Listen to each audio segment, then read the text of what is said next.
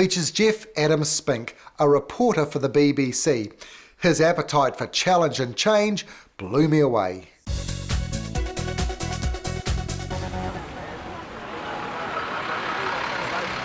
Hello and welcome to London. I'm Geoff Adams-Spinks and this is the headquarters of the BBC right here in the heart of London's West End.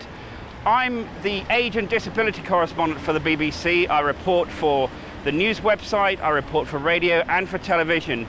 When I first joined the BBC, I wanted nothing to do with the subject or other disabled people or anything. Over my 18 years in the BBC, I've gone on my own little journey of discovery and come to terms, I think, with my disability and use my knowledge of disability as a strength. What do I bring to disability that a non-disabled person would bring? Well, I think for a start, there's a huge amount of common understanding.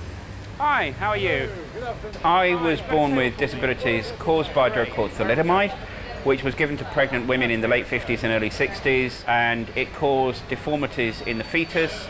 You find that typical thalidomide damage is short arms, like my arms here. You quite often find that the lower limbs are affected as well. Mine aren't, so at least I can walk and run and get myself out of trouble. But I've also was born with one eye missing and very, very severely impaired vision in the other eye. I've got about 10% vision. Geoff's meeting the producer of the radio programme In Touch. And it's for blind and partially sighted people. And all the team on that, including myself, is visually impaired. So obviously Geoff, with his visual impairment as well, is well qualified to slip stories to us. Success in this industry didn't come easy. Geoff had to fight hard to get a job he wanted. My first attempt to get into the BBC was an abject failure, not because of anything to do with me as a person, but because to do with my impairments. I applied to be a trainee local radio reporter. The person who interviewed me thought I was an incredibly impressive person, but couldn't give me a job because I'm unable to drive a car. Now, in those days, that kind of discrimination, that kind of blatant discrimination was completely legal. Later, he was offered a job on a radio programme for and by disabled people. I said, I don't want it, thank you very much. And there was a slight sort of intake of breath, and I said, well, sorry, but I need to prove to myself and to everybody else that I can cut it with everybody else in the BBC, that I can do mainstream. Fortunately, I did get offered a job as a trainee in radio and television news, in with the mainstream, in with non-disabled people, and I did cut it and was sent all over the world. Assignments in Africa and the Middle East had a huge impact on him, both professionally and personally. Not bad, actually. I remember during the first Gulf War, for example, I had a huge mortgage to pay at the time, and it was all hands on deck, and I worked 42, 12 or 14-hour days without a break.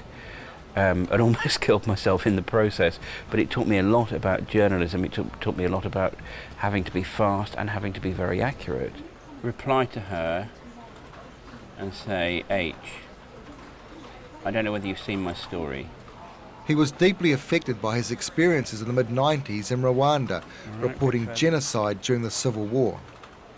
A huge crime against humanity was being committed, and we weren't there to witness it. We weren't there to tell people what was happening. And I happened to be working on the Today programme, which is the sort of main morning radio news show for the UK. And I said to the editor, let me go. And he said, okay, but do it from the periphery. Don't go into Rwanda. Don't go and get yourselves killed. So we did stay around the periphery for a while. And then we were offered, one of those sort of late night sort of barroom chats that you have with people. Somebody said to us, oh, we could get you into Rwanda if you like. And I rang the editor and he said, well, not really sure. And I said, look, it'll be fine, don't worry. So in we went, and we, did do some reporting on the genocide firsthand, and it was extremely shocking. It was probably worse than I had imagined. Another important project was a radio programme Geoff produced on thalidomide. I interviewed my mother, and we spoke very candidly for the first time ever about how she'd reacted when I was born. And I know that was something that both of us found really difficult to do, but I think it was really important. And I think by sharing with the audience that conversation that we had, it perhaps helps other people to sort of clear away some of their baggage as well. What have we got email-wise then? Geoff ignored his disabilities as much as he could More than until happy. he had a prolapse disc in his 30s. He was off work for 6 months and changes had to be made. Yeah. And I went to the BBC and I said, listen guys, you know, the game's up. I'm a bit of a fraud here. I need to admit to you that I am disabled. I do need a lot of help. His employers that could responded go by online. employing a full-time personal assistant. And I was so amazed at how much more I was able to do. In other words, how much I was able to concentrate on doing the job rather than worrying about bits of the job I wasn't going to be able to do. Geoff's work is also his life mission.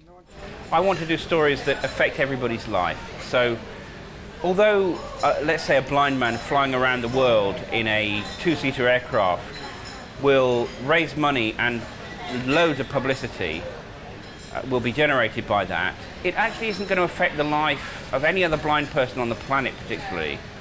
I'm far more interested in measures, developments, things that will affect the lives of hundreds of thousands, if not millions of people. This, for example, is a story that I wrote yesterday for today, and it's about a new EU regulation that applies across the whole of the 27, I think it is now, countries that belong to the EU.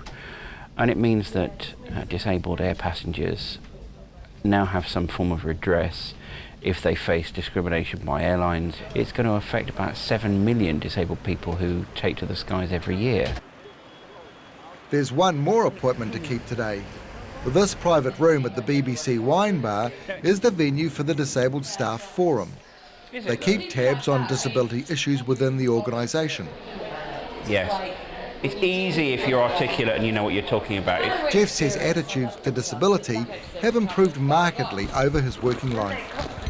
We're now encouraging people to become active citizens, to take part in politics, sport, culture, to avail themselves of educational opportunities and to be part of the world of work. And one of the other changes is all of the laws, rules and regulations that mean that the environment has to be more barrier-free than it has been up to now. When you tell a pub, for example, that they've got to make sure they've got accessible toilet facilities, at the time it feels like a huge hump to overcome. But, you know, remember, the same voices of reaction and conservatism were raised when people wanted to stop, you know, the slave trade or stop, you know, 9-year-old boys being shoved up to clean chimneys. You know, nobody would even dream about doing that now. From London, it's goodbye from me, Geoff Adams-Spinks, BBC News, Davies Wine Bar.